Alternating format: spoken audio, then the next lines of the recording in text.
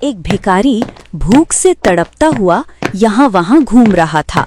तभी भिखारी देखता है कि एक बरगद के पेड़ के नीचे किसी का ठेला खड़ा था। कितनी जोरों की भूख लगी है, आज तो भीख में 1 रुपया भी नहीं मिला। अरे अब इस पापी पेट को कैसे भरूं? अरे ये क्या, इतनी रात गए यहाँ ठेला लगा हुआ है। ऐसा करता हूँ, बस एक बार इससे कुछ मांग कर देखता हूँ, शायद मुझे कुछ बचा कुचा खाना ही दे दे। भिखारी जब ठेले के पास पहुंचता है तो वहां पर एक औरत जिसका नाम शर्मिला था, वो अचार और रोटी बेच रही थी। बहन, तुम अचार रोटी बेचती हो और वो भी इतनी रात गए? हाँ भाई, मैं इतनी रात गए अचार रोटी इसीलिए बेचती हूँ ताकि कोई गरीब भी मेरे पास आकर अपना पेट भर सके, और मैं तो बस 2 ही रुपए में खाना देती हूँ और देर रात तक इसीलिए ठेला लगाती हूँ ताकि जरूरतमंदों की मदद हो सके। बहन, तुम कितनी अच्छी हो, ना जाने कितने लोगों का तुमने पेट भरा होगा, मगर मेरे पास तो 2 रुपए भी नहीं है, मैं क्या करूं? बस इतनी सी बात।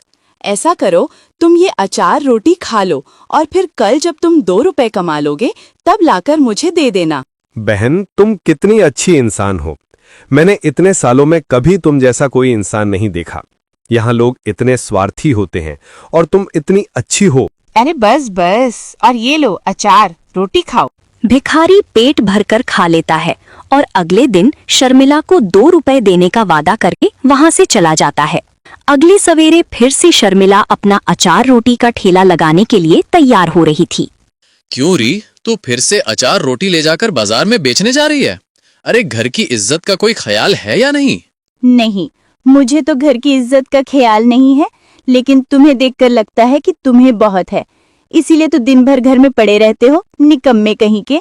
बदतमीज औरत, तेरी जबान कैंची की तरह चलती है।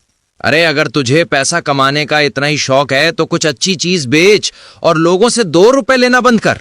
ये 2 रुपए से क्या होगा? मगर मैं इतने में ही खुश हूँ। इससे मैं लोगों का कुछ भला कर देती हूँ तो मुझे सुकून मिलता है। और मेरी छोड़ो, तुम अपनी देखो, तुम भी अगर बाहर जाकर 2-4 पैसे कमाओगे तो अच्छा होगा। शर्मिला अपने पति को ताना मारकर घर से निकल जाती है और उसका पति संजीव गुस्से से तिलमिला जाता है। पिताजी सही कहते थे, इस लड़की से शादी मत कर बेटा, ये बहुत तेज लड़की है, तुझे अपनी उंगलियों पर नचाएगी। मगर मैंने एक न सुनी, अब झेल रहा हूँ। इसको तो मैं ऐसा सबक सिखाऊंगा कि याद रखेगी। शर्मिला ने अपना ठेला रोज की तरह उसी बरगद के पेड़ के नीचे लगा लिया था। अरे बेटी, तू अगर ये रोटी अचार ना बेचती तो हम गरीब पता नहीं कहाँ जाते। हाँ बिल्कुल सच कहा माँ जी। अरे ये बेचारी बस 2 रुपए में हम सबका पेट भरती है। आजकल कौन किसी के बारे में इतना सोचता है। यहाँ इतने सारे ठेले वाले हैं, मगर किसी के भी ठेले पर 50 रुपए से कम में कुछ नहीं मिलेगा। अरे बस बस, आप लोग तो ऐसे बात कर रहे हैं जैसे मैं आप लोगों को 56 भोग खिला रही हूँ। अरे मैं तो आपको केवल रोटी और अचार ही तो खिलाती हूँ, इसमें देवी जैसा क्या है भला? अरे तुम तो वही हो ना जो कल रात को आए थे? जी हाँ, और ये लीजिए आपके 4 रुपए। अरे 4 रुपए क्यों? मैं तो बस 2 रुपए ही लेती हूँ। क्यों, आज अचार और रोटी नहीं खिलाएंगे क्या? शर्मिला हंसती है और भिखारी को एक प्लेट में रोटी और अचार देती है। लेकिन दूर खड़ा छोटू चाट वाला ये सब देख रहा होता है और मन ही मन बहुत जल रहा होता है। देखो तो इस औरत को, 2 रुपए में भंडारा खोलकर बैठी है। यहाँ इसके कारण मुझे कितना नुकसान झेलना पड़ रहा है। पहले तो जो गरीब लोग होते थे वो कुछ नहीं खा पाते थे, तो मेरे पास 20 रुपए के बताशे तो खा लेते थे, मगर अब इसके कारण सबका काम 2 रुपए में बन जाता है। मेरे पास कोई नहीं आता है, इसे तो मैं छोड़ूंगा नहीं। अब शर्मिला के 2 दुश्मन थे, एक उसका खुद का पति और दूसरा छोटू चाट वाला। दोनों शर्मिला से बहुत नफरत करते थे। उसी दिन फिर से शर्मिला देर रात तक ठेला लगाए हुए थी। भिखारी शर्मिला के साथ सफाई करा देता है और फिर शर्मिला अपने घर जाने लगती है। लेकिन रास्ते में उसे लगता है कि कोई उसका पीछा कर रहा है। कौन है वहाँ? अचानक से एक नकाब पहना हुआ आदमी शर्मिला के सामने आ जाता है। कौन हो तुम? मुझे क्यों मार रहे हो? बचाओ कोई! वो आदमी गुस्से में शर्मिला की तरफ बढ़ता है और ठेले से लड़खड़ाकर गिर जाता है। उसके पैर में गहरी चोट आती है। मौका पाकर शर्मिला भागने लगती है। बचाओ कोई, मुझे बचाओ, ये आदमी मुझे मारना चाहता है। शर्मिला ज्यादा देर तक भाग नहीं पाती और वो आदमी उसे चाकू मारकर भाग जाता है। शर्मिला एक चुड़ैल बन जाती है। कौन था वो आदमी? उसने मुझे क्यों मारा? मैं उसे कभी नहीं छोड़ूंगी और मैं अपना बदला जरूर लूंगी। चुड़ैल वहां गुस्से में खड़ी थी और तभी वो देखती है कि भिखारी लल्लू भी उसी रास्ते से आ रहा था। लल्लू देखता है कि ठेला वहीं खड़ा था और पास में एक डरावनी चुड़ैल भी खड़ी थी। रुक जा लल्लू, ये मैं हूँ, शर्मिला। क्या बहन आप? लेकिन आपको ये क्या हो गया? किसने किया आपका ये हाल? वही तो पता करना है, तभी मुझे मुक्ति मिलेगी, वरना मैं ऐसे ही चुड़ैल बनकर घूमती रहूंगी।